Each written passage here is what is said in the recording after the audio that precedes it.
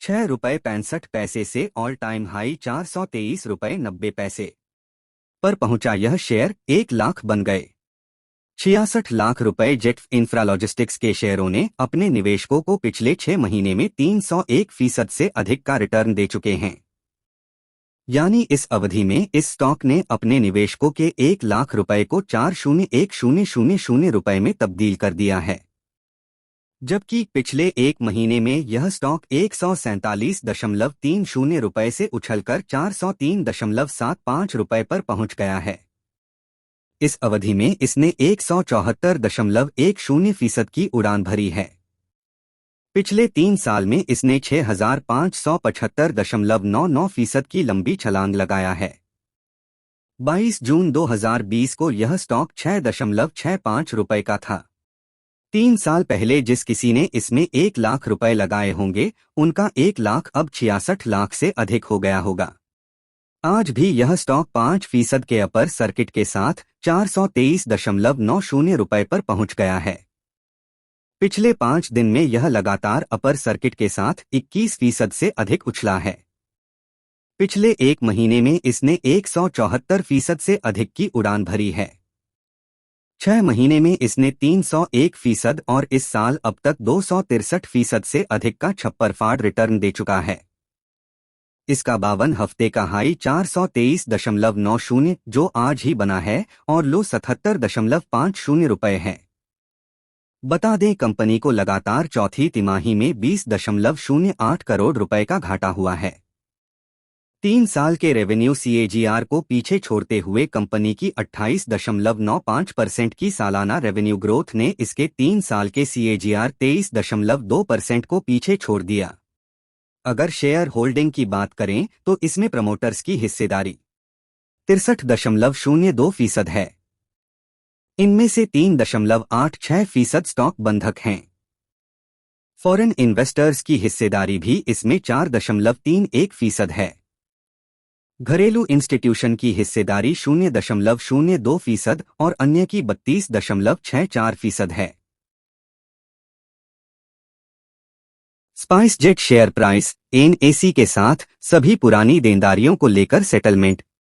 7% चढ़ गए शेयर घरेलू विमानन कंपनी स्पाइसजेट ने नॉर्डिक एविएशन कैपिटल NAC के साथ कर्ज से जुड़े विवाद का निपटारा कर लिया है। इसके अलावा कंपनी ने बेड़े में नए विमान शामिल करने का भी ऐलान किया है। विमानन कंपनी ने आज एक रिलीज के जरिए यह जानकारी दी है। इस खुलासे के बाद इसके शेयरों में अच्छी खरीदारी दिख रही है। घरेलू विमानन कंपनी स्पाइसजेट ने नॉर्डिक एविएशन कैपिटल NAC के साथ कर्ज से जुड़े विवाद का निपटारा कर लिया है। इसके अलावा कंपनी ने बेड़े में नए विमान शामिल करने का भी ऐलान किया है। विमानन कंपनी ने आज एक रिलीज के जरिए यह जानकारी दी है। इस खुलासे के बाद इसके शेयरों में अच्छी खरीदारी दिख रही है। स्पाइसजेट के शेयर कर्ज विवाद के निपटारे और नए विमानों को बेड़े में शामिल करने के ऐलान पर आज इंट्राडे में BSE पर करीब 7% उछलकर 29.40 रुपए पर पहुंच गए। हालांकि मुनाफा वसूली के चलते भाव में नरमी आई और दिन के आखिरी में BSE पर यह 4.15% की मजबूती के साथ 28.63 रुपए के भाव स्पाइसजेट शेयर प्राइस पर बंद हुआ।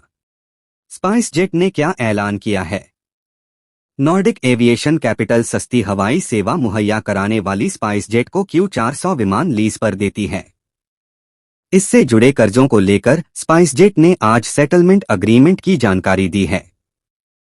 एयरलाइन कंपनी और एविएशन कंपनी ने NAC के Q400 विमानों को लेकर सभी पुरानी देनदारियों को सेटल कर दिया है।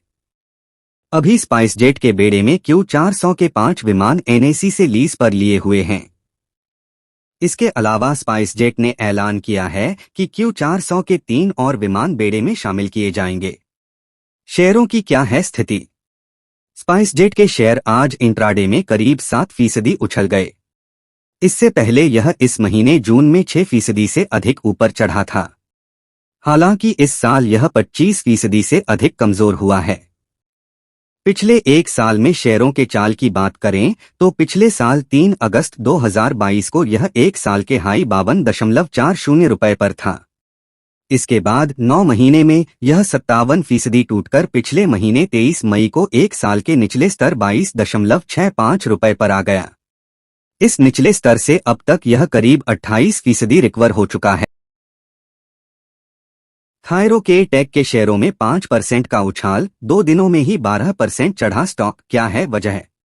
20 जून को थायरोकेयर के foreign institutional investor Arisaig Asia consumer fund ने कंपनी में 26.72 लाख इक्विटी शेयर बेच दिए, जो कि 5.05% हिस्सेदारी के बराबर है। यह डील 488.18 रुपए प्रति शेयर के एवरेज प्राइस पर हुई। अरिसैग एशिया ने इस लेन देन से 130.47 करोड़ रुपए कमाए। थायरोकेयर टेक्नोलॉजीज के शेयरों में आज 21 जून को लगभग 5% तक की दमदार रैली देखी गई। इस समय यह शेयर 3.45% की बढ़त के साथ 528 रुपए के भाव ट्रेड कर रहा है। वहीं इंट्राडे में इसने 536 रुपए के लेवल को छू लिया था। दरअसल आईसीआईसीआई प्रूडेंशियल म्यूचुअल फंड ने कंपनी में हिस्सेदारी खरीदी है, जिसके चलते निवेशकों का सेंटीमेंट बेहतर हुआ है। 2 कारोबारी दिनों में ही कंपनी के शेयरों में 12% तक की तेजी देखी गई है। विदेशी निवेशक ने बेची हिस्सेदारी। 20 जून को थायरोकेयर के foreign institutional investor Arisaig Asia consumer fund ने कंपनी में 26.72 लाख इक्विटी शेयर बेच दिए, जो कि 5.05% हिस्सेदारी के बराबर है। यह डील 488.18 रुपए प्रति शेयर के एवरेज प्राइस पर हुई। अरिसैग एशिया ने इस लेन देन से 130.47 करोड़ रुपए कमाए। इस डील के साथ डायग्नोस्टिक कंपनी में अरिसैग एशिया की हिस्सेदारी घटकर 1.06% रह गई। 31 मार्च को कंपनी के शेयर होल्डिंग डेटा के अनुसार अरिसैग एशिया की थायरोकेयर में 6.11% हिस्सेदारी थी। आईसीआईसीआई प्रूडेंशियल म्यूचुअल फंड ने खरीदी हिस्सेदारी। हालांकि इस डील के बावजूद स्टॉक में कोई करेक्शन नहीं देखा गया, क्योंकि अरिसैग एशिया द्वारा बेची गई हिस्सेदारी का एक बड़ा हिस्सा domestic institutional investor ICICI prudential mutual fund द्वारा लिया गया था। म्यूचुअल फंड हाउस ने थायरोकेयर में 22.53 लाख इक्विटी शेयर या 4.25% हिस्सेदारी 488 रुपए प्रति शेयर की औसत कीमत पर खरीदी। यह डील 109.95 करोड़ रुपए की हुई। इससे पहले आईसीआईसीआई प्रूडेंशियल के पास डायग्नोस्टिक फर्म में हिस्सेदारी नहीं थी। कैसा रहा है शेयरों का प्रदर्शन? पिछले 1 महीने में इस स्टॉक ने 15% तक का रिटर्न दिया है। हालांकि पिछले 6 महीने में इसमें 25% की गिरावट आई है। इस साल अब तक कंपनी के शेयर 13% टूट चुके हैं। पिछले 1 साल में इसमें 17% की गिरावट आई है।